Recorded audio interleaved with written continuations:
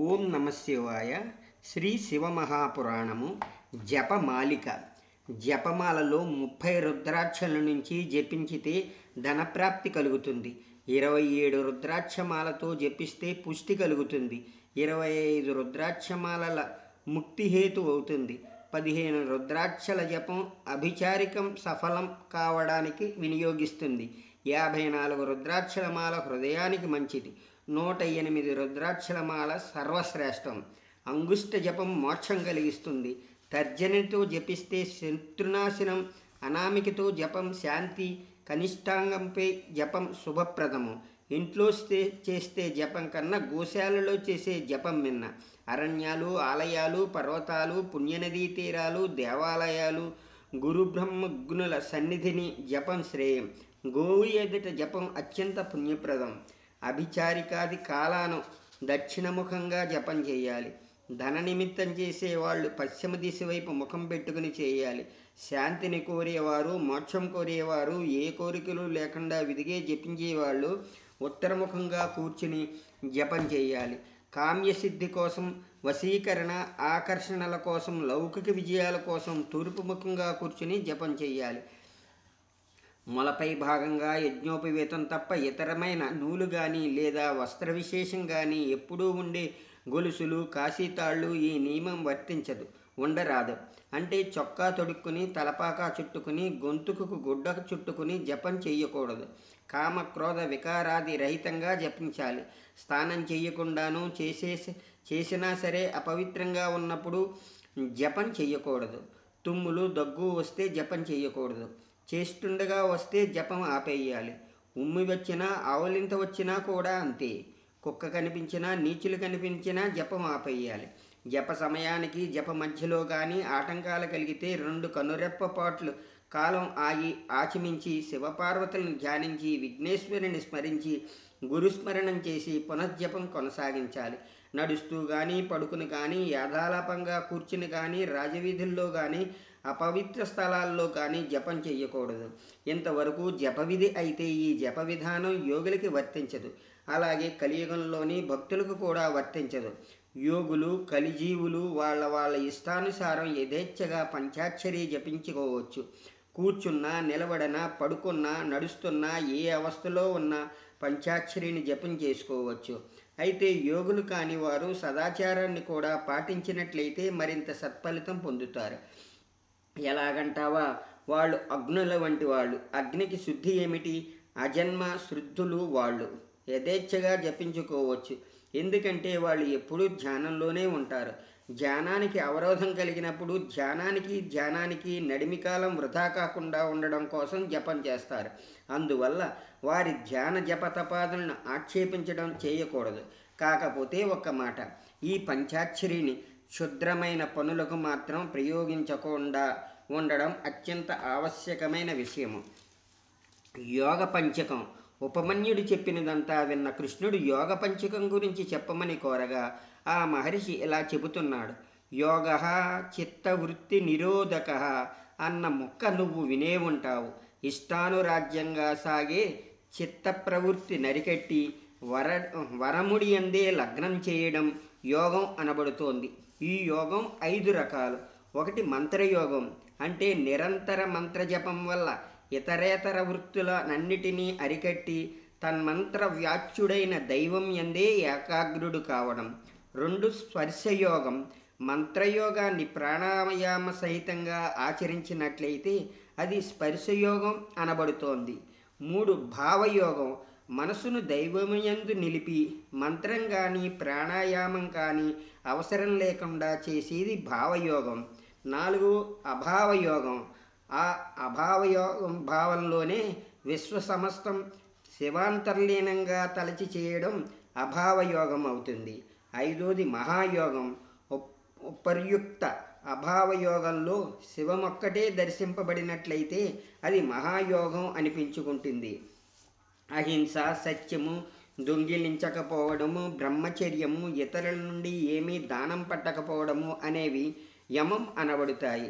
శుచి, శుభ్రాలు, తృప్తి, తపం, జపం, ప్రార్థన అనేవి నియమాలు. పద్మాదులు, ఆసనాలు, ప్రాణవాయువు నిరోధమే ప్రాణాయామం. ప్రాణాయామం గర్భాంతరాయువుని నాసాపుటాల ద్వారా వదలడాన్ని రేచకం అంటారు. బయటి నుంచి గాలి లోపలికి పీల్చడాన్ని పూరకం అంటారు. ఉచ్ఛ్వాస నిశ్వాసలు లేనిది కుంభకం అంటారు. ఇవి టూకీగా చెప్పాను సుమా. ఈ రేచకపూర్వక కాలని యథేచ్ఛగా యథాశక్తిగా అభ్యసించడం ద్వారా ప్రాణాయామానికి చేరుతారు. ప్రాణం, అపానం, యానం, ఉదానం, సమానం, నాగం, కూర్మ, కృకరం, దేవదత్తం, ధనం, జయం. అవి మనలో వాయువు 10 రకాలుగా ఉంటుంది. ప్రయాణికత వల్ల ప్రాణవాయువు అయ్యింది. ఆహారాన్ని దిగువకు గ్రహించేదే అపానం. సర్వాంగాలని పెంచేది వ్యానం. మర్మస్థానాల్ని ఉద్రేకపరిచేది ఉదానం. సర్వాంగాల సమానంగా వర్తించేది సమానం. త్రేణుపులు అవి కలిగించేది నాగవాయువు. వికాసాన్ని కలిగించేది కూర్మవాయువు. కృకరవాయువు క్షుతదాయి. ఆవలింతలకు మూలం దేవదత్తం. ఒళ్ళంతా వ్యాపించి ఉండేది ధనంజయ వాయువు. ఇది ఒకటేనయ్యా కృష్ణ. మనం చచ్చిన తర్వాత కూడా మన దేహాన్ని వదలకుండా ఉండేది. రోజు రోజు క్రమక్రమంగా సాధించినట్లయితే ఈ ప్రాణాయామం సర్వదోషాలని హరిస్తుంది, శరీరాన్ని సంరక్షిస్తుంది. ఎన్ని తపస్సులు చెయ్యి, యజ్ఞాలు చెయ్యి, వ్రతాలు, దానాలు ఏమైనా చెయ్యి నువ్వు. వాటినన్నిటి ఫలితం కలిపితే సక్రమమైన ప్రాణాయామాభ్యాసంలోని 16వ వంతుకి వస్తాయో రావో తెలియదు. ఇక ధ్యానం, ఇది కూడా యోగాభ్యాసంలో భాగమే కనుక చెబుతున్నాను. జైతింతాయం అనే వృత్తిత్వతను సారంగా ఎడతెరిపి లేని ఏకబిగి చింతనమే ధ్యానం అనిపించుకుంటుంది.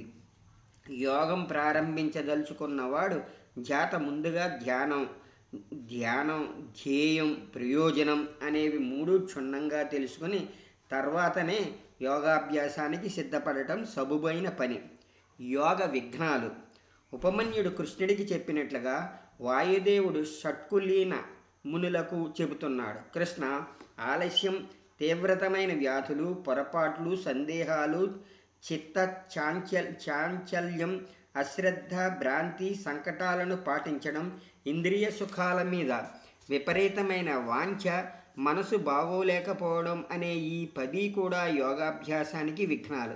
మనశ్శరీరాలు ఉభయము కార్మోనకం కాకపోవడం ఆలస్యం, పురాకృత కర్మ లేదా వర్తమాన దైహిక కఫవాత పిత్తాలలోని భేదము వలన ఏర్పడే ఇబ్బందులే రోగాలు. అభ్యాసంలో కలిగించే అధిక సమయం విరామాల వల్ల వచ్చేవి ప్రమాదాలు అనబడేవి పొరపాట్లు. ఈ పొరపాట్ల వల్ల ధారణ తడబడి అటూ ఇటూ అని ఎడతెగని ఆలోచనలో ముంచెత్తి భ్రష్టు పట్టించేది సందేహం. విషయేతరాలపై మనసు చెల్లించడం చిత్తాచాంచల్యం. అభిరుచి కొరవడడం వల్ల వచ్చేది అశ్రద్ధ. బుద్ధికి అతిచారం పట్టడం అనే విపరీత బుద్ధిని భ్రాంతి అంటారు. అజ్ఞానపరమైన అంతర్వేద సంకటం లేదా ఆధ్యాత్మిక దుఃఖం శరీరతాపంగా సంభవించేది, అది భౌతిక దుఃఖం. అస్త్రాలు, శస్త్రాలు, పిడుగుపాటు వగైరా వల్ల లభించేవి, అది దైవిక దుఃఖాలు. ఈ దుఃఖత్రయమే సంకటం అనే ముద్దు పేరుతో పిలువబడుతోంది. ఇచ్చా విఘాతం వల్ల కలిగేది మనశ్చాంచల్యం. కడపటిది చెప్పేదేముంది, ఇంద్రియాలు బలవత్తరాలు కదా, తద్వారా లోలత్వం, దానివల్ల పతనం మామూలే. ఇలాంటి యోగ విఘ్నాలు 10ంటిని నెగ్గుకు రాగలిగితే అభ్యాసము ఓ కొలిక్కి చేరుకుంటుంది. అప్పుడు 6 రకాలైన యోగ సిద్ధులు స్పష్టమవుతాయి. అవి ప్రతిభ, ప్రతిదీ ఉన్నది ఉన్నట్లుగానే తెలుసుకోగలడం. 2 శ్రవణ, వినేందుకు ప్రయత్నం చేయకపోయినా వాటికవే శబ్దాలు వినపడడం. 3 వార్త, సర్వప్రాణాల విషయాలు అవలీలగా తెలియబడడం. 4 దర్శనం, దివ్యమైన దృశ్యములు దర్శింపబడడం. 5 ఆస్వాదం, అద్భుతమైన రసములు ఆస్వాదింపబడడం. 6 నివేదన, ఈ యోగంలో లోకపాలురు దివ్య సుగంధాలను అందజేస్తారు. బ్రహ్మాది దేవతలు సాక్షాత్కరించి బహువిధ రత్నాదులను బహుకరిస్తారు. స్వచ్ఛందమైన మధురమైన వాక్పటిమను కలుగుతుంది. సురకాంతులు వినమ్రులై సర్వవిధ ఔషధులను రసాయనాలను అందజేస్తారు. ఇవి కాకుండా పృథ్వీతత్వ, అగ్నితత్వ, జలతత్వ, ఖేత్వత్వ, వాయుతత్వాదులు, ప్రజాపత్యాది ఐశ్వర్యాలు, విష్ణు ఐశ్వర్యాదులు, గణేశాది ఐశ్వర్యాదులు అనేకం ఉన్నాయి. ఏ విధమైన ఆయాసాలు, అనారోగ్యాలు లేనివాడే యోగాభ్యాసం చేయాలి. శుభ ప్రాంతాల్లోనూ, అనపాయ స్థలాలలోనూ, ఏకాంతము, నిశ్శబ్దత, నిర్భీతి ఉన్న స్థలాలలోనూ మాత్రమే యోగాభ్యాసం చేయాలి. మంచి పరిమాణాలు విరజమ్మే పువ్వులు, సమిధులు, దర్భలు, శుద్ధోదకం అందుబాటులో ఉండే ప్రాంతాన, కందమూలాదులు విరివిగా గల ప్రాంతాన మాత్రమే యోగాభ్యాసం చెయ్యాలి. అగ్నికి, నీళ్ళకి దగ్గరలో చేయకూడదు. ఎండుటాకులు ఎక్కువగా ఉన్న చోట, ఈగలు, దోమలు సంగీతం పాడుతూ ఉండే చోట, పాములు మొదలైన క్రూర జంతువులు స్వేచ్ఛగా విహారాలు చేసే చోట,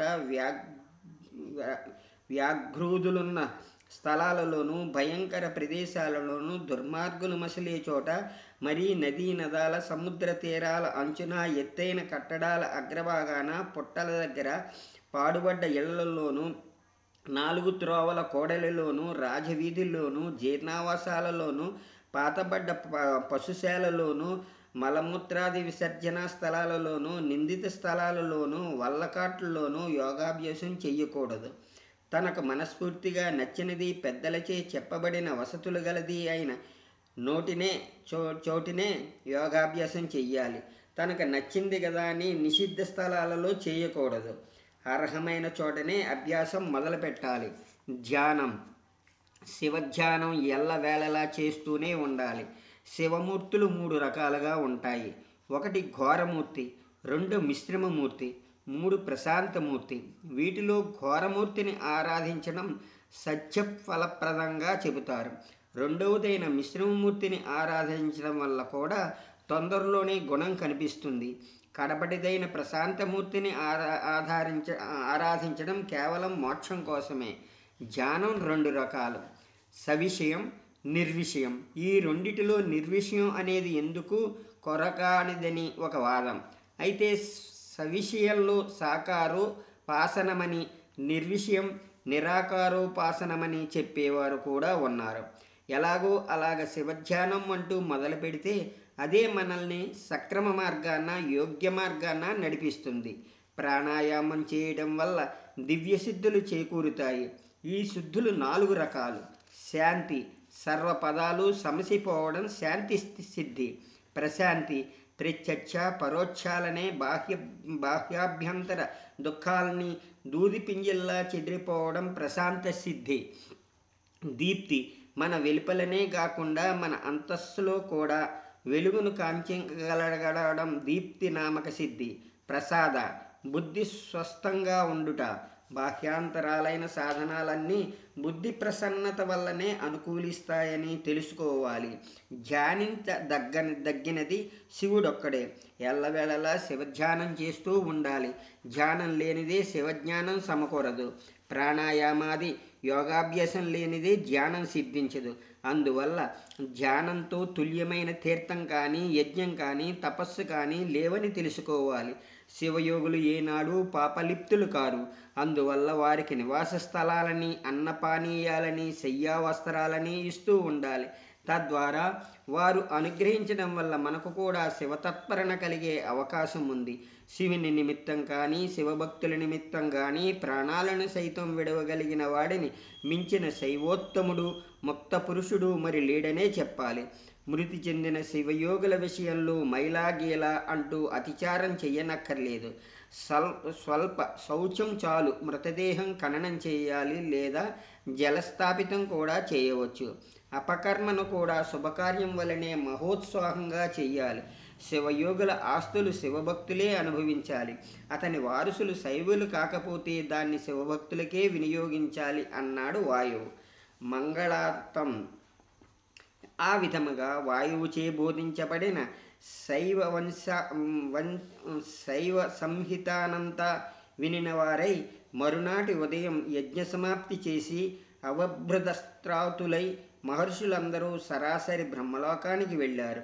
బ్రహ్మను సందర్శించారు, నమస్కరించారు. తను చెప్పింది చెప్పినట్లుగా చేసుకు వచ్చిన మునులను చూసి ఆనందించాడు బ్రహ్మ. సనత్కుమారుడు నందికేశ్వరుని కోసం ఎదురు చూస్తున్నాడు. గతంలో ఒకప్పుడు శివమాయ మోహితుడైన సనత్కుమారుడు తనే యోగిశ్రేష్ఠుడననే గర్వంతో నందికేశ్వరుడికి అభ్యుత్థాన అభివాదుల ఆచరించకపోవడం చేత ఆయన అలిగి సనత్కుమారుడు ఒంటిగా మారిపోవా అని శపించాడు. అది భరించలేని నేను శివుడి ద్వారా నందికేశ్వరునికి నచ్చ చెప్పించగా ఆ మహానీయుడు శాపోపహారణం చేశాడు. కానీ మనసులో ఆ దుగ్ధి ఉండిపోయింది కదా. అందువల్ల ఆ నందికేశ్వరుని ప్రసన్నం చేసుకోవడం కోసం సనత్కుమారుడు మేరుగిరి మీద తపస్సు చేస్తున్నాడు. ఆయన ప్రత్యక్షమయ్యే తరుణం చేరువయ్యింది. నందికేశ్వర సాక్షాత్కారానికి పూర్వమే మీరు వెళ్ళి సనత్కుమారుని దర్శించండి అని చెప్పి పంపించాడు. బ్రహ్మ ఆనతి ప్రకారం మునులందరూ సనత్కుమారుణ్ణి చేరారు. అదే వేళకు దివ్య విమానరూఢుడై పార్షదసం సేవితుడై వచ్చాడు నందికేశ్వరుడు. సనత్కుమారుని అనుగ్రహించాడు. తన ప్రసన్నతను తెలియజేశాడు. అనంతరం సనత్కుమారుడు నైమిషీయుల నా నందికేశ్వరుడికి పరిచయం చేశాడు. వారి కోరిక మన్నించిన నందికేశుడు వారికి శివతత్వం బోధించి వెళ్ళిపోయాడు. నందీశ్వరుడి నుంచి సాంభవ దీక్షను గ్రహించిన ఆ షట్కులీల మునులు తద్దీక్షా సాఫల్యార్థం ఇష్ట ప్రాణ భావలింగాలను ఉపాసించి పరమపదాన శివసాయుధ్యం పొంది శాశ్వత ముక్తులయ్యారు. ఈ విధముగా శివమహాపురాణమనే ఈ శైవ సంహిత సప్తకాన్ని సనత్కుమారుడు వేదవ్యాసునికి ఉపదేశించాడు. ఆయన నాకు నేర్పారు. దానిని నేను మీకు చెప్పాను. ఓ సౌనికాది పుణ్యభాగులారా, ఈ మహాపురాణాన్ని వేదాధికారం లేని వారికి, శివభక్తి లేని వారికి, శిష్యులు కాని వారికి, నాస్తికులకు చెప్పకూడదు. అటువంటి వారికి చెప్పడం వల్ల దివ్యత్వం ఆక్షేపణీయంగా పరిణమించి తద్వారా చెప్పిన వారికి నరకం సంభవించే ప్రమాదం కూడా ఉంది. గురు సూత్రాశాస్తులైన శిష్యులకు ఉపదేశించినట్లయితే ఇది తెలుసుకోవడం వలన వారిని శిష్యులుగా పొందడం వల్ల ఉపదేశులు కూడా తరిస్తారు. మీరు బహు పురాణ విషయ స్తోతులు, నాకు చిరకాల త్రోతలు. మీరు మిక్కిలి కపట మెరుగని జిజ్ఞాసువులు కనుక మీకీ 4 మంచి మాటలు చెప్పాను. ఇక నాకు సెలవిప్పిస్తే నా ప్రయాణం కొనసాగిస్తాను అంటూ సూతుడు మూర్తీభూత వినయుడై సౌనికాదులకు చేతులు జోడించాయి. శ్రోతలైన శ్రోత్రియులారా, తృత్యర్థ విధుడైన సూతుణ్ణి ఆశీర్వదించారు. పొలిమేర వరకు సాగనంపి మరలి వచ్చి వారై సత్యమనే పేరు గల రుద్రయాగాన్ని శుభావహంగా నిర్వర్తించారు. తదనంతరం సర్వ పాపనాశిని అయిన కాశీక్షేత్రం చేరారు. ఆయుష్కులమంతా అక్కడే శివారాధనలో గడిపి అత్యంతంలో శివ సాన్నిధ్యాన్ని పొందారు. శ్రీ వేదవ్యాస మహర్షి విరచితమైన శ్రీ మహాపురాణాన్న వాయువీయ సంహిత సమాప్తం. శ్రీ వేదవ్యాస మహామునీంద్ర విరచితమైన శ్రీ శివమహాపురాణమునకు సంక్షేపాంధ్రవచన సర్వం స్వం సంపూర్ణం. శివో రక్షతు సర్వదా. ఓం నమః శివాయ. ఓం నమః శివాయ. ఓం నమః శివాయ. శివ మహాపురాణం సంపూర్ణం.